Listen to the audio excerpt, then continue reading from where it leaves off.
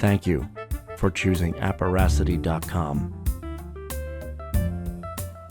Hall of Shadows Radio is brought to you by our talented and hardworking cast from around the world. If you enjoy the show, please subscribe, and if you're able to, hit the donate button on hallofshadowsradio.com. Any amount would be greatly appreciated, so we can continue to bring you the show that we love to create.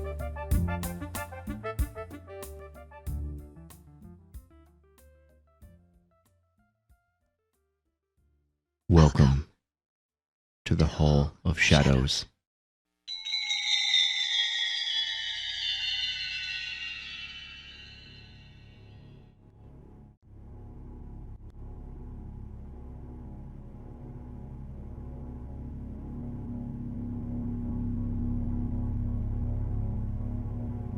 Stage Fright by Kristina Rocco. Read by Sal Santorelli. Elijah nervously paced the dressing room floor. He felt cold but sweaty, vacillating between the cliffs of hunger and nausea. The aspiring actor and playwright had performed in the county's annual talent competition for the past 4 years. His first 2 performances were abject failures, but his last one had earned him a second-place victory. Believing his past disappointments a rite of passage, Elijah felt that his hour had finally come. Everything about this year's competition was different. 2 new judges and a different venue, closer to home. It was as if the gears of the universe were finally turning the wheel of fortune in Elijah's direction. The serendipitous clearing of old energies and misfortunes would surely translate into a win.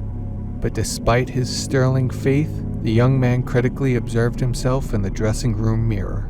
His once black suit looked worn and his face was yellow with cowardice. He had hoped to buy a new outfit for the performance, but when faced with the choice between excess clothing and keeping the lights on, well, the power company won. In an effort to refocus, Elijah stretched his facial muscles dramatically, opening and closing his mouth while extending his jaw. One of the female contestants entered the room. She had bright red hair and was wearing a dark green dress. The woman sat beside Elijah to inspect the makeup on her face. "Careful, wouldn't want you to sprain anything before you get out there," Elijah nervously laughed. "You a singer?" she asked, applying rouge to her cheekbones. "No, a writer, and an actor." "An actor?" Her cynical tone bolstered Elijah's lack of self-esteem. He had not been blessed with a leading man appearance. "Sorry," she apologized. "This place gives me the creeps." She brushed the stray hair from her face. "Why is that?" Elijah asked. The woman looked at him through the mirror. "Don't you know?" A mischievous glisten appeared in her eyes. "Know what?" "Never mind. Good luck." And with that, she left the room. Elijah sat for a moment trying to analyze the conversation. He wondered what she was talking about. Perhaps it was an amateurish attempt to instill fear or insecurity into him, to shake him, make him nervous, to destroy his focus. He thought it was sad that someone would feel the need to undermine others because they couldn't succeed on their own merit. The stage manager popped his head into the room. "Mr. Young, you're up next." Elijah left the dressing room and made his way toward the side of the stage. This was the oldest theater he had ever performed in, a relic of a glorious bygone era.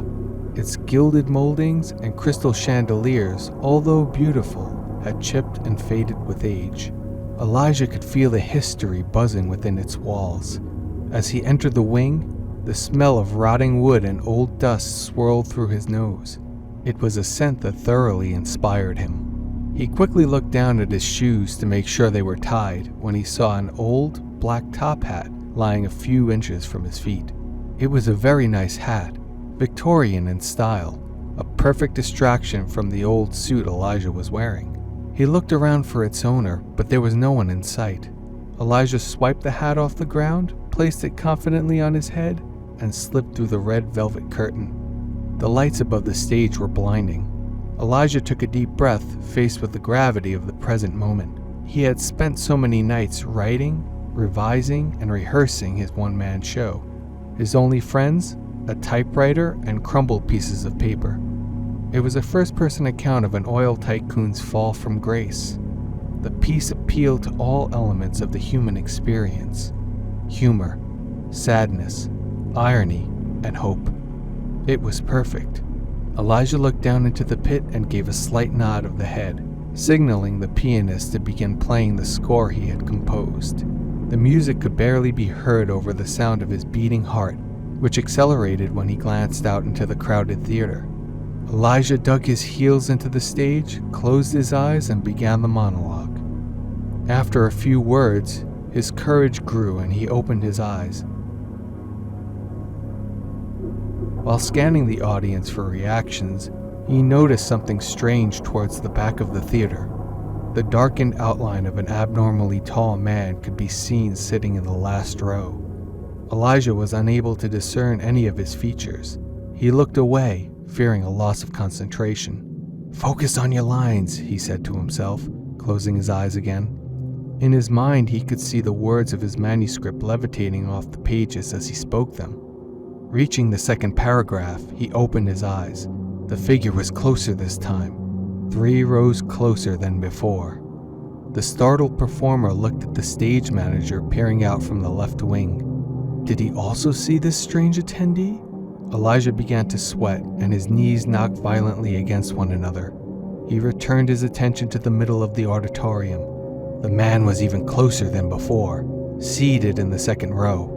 This eerie spectator could now be seen in greater detail. He was sitting at the edge of his seat, staring intently at Elijah. He was a middle-aged man, dressed in a long black dress coat. His bony hands grasped the backs of the seats in front of him, and his mouth hung slightly open beneath an imperial-style mustache. An abnormally long neck towered from beneath a red satin ascot. Elijah began reciting the second part of the monologue.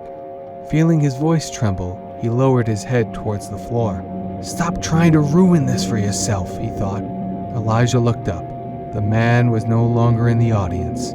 Overcome with relief, he continued with his recitation. Within a few seconds of this recovery, though, something caught the corner of his right eye. He turned his head. There, in the right wing of the stage, swung a body hanging from a noose tied to one of the curtain poles. It was the man from the audience. He stared at Elijah, laughing as he rocked back and forth to the beat of the music. "This is ever so boring," he shouted in an English accent. Elijah screamed, pointing to the hanging man on the side of the stage. "Hey, somebody get him down from there!" The music stopped and whispers of concern came from the theatergoers. Elijah looked out into the crowd. Didn't they see him? No, it was apparent that they didn't.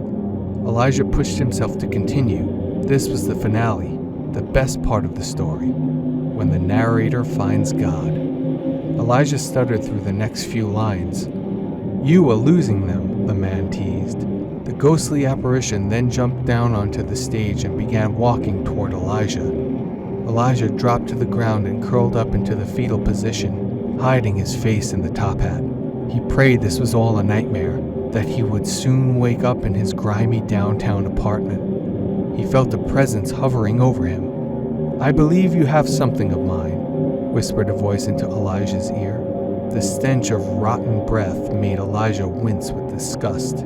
It was the man, but what did he want from Elijah? "Wait, the hat!"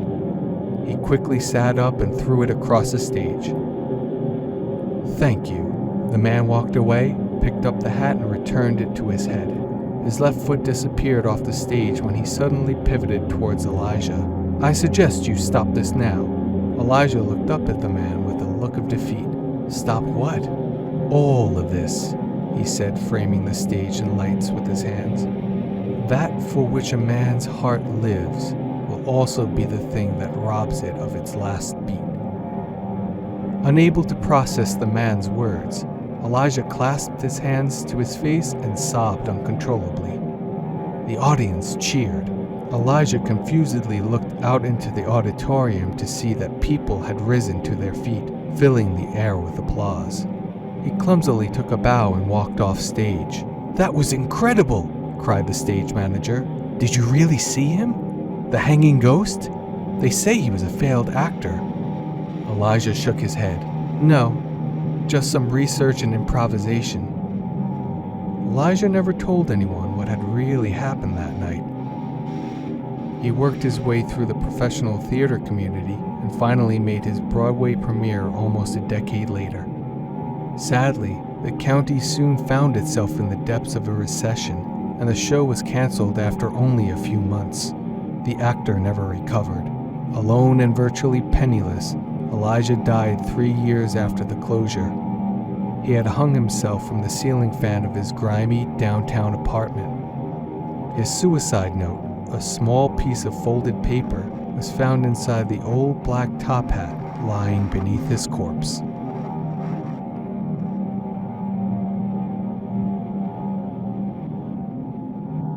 Hall of Shadows is produced by Michael J. Rocco, directed by Kristina and Michael J. Rocco. For Apparacity, we bid you good night.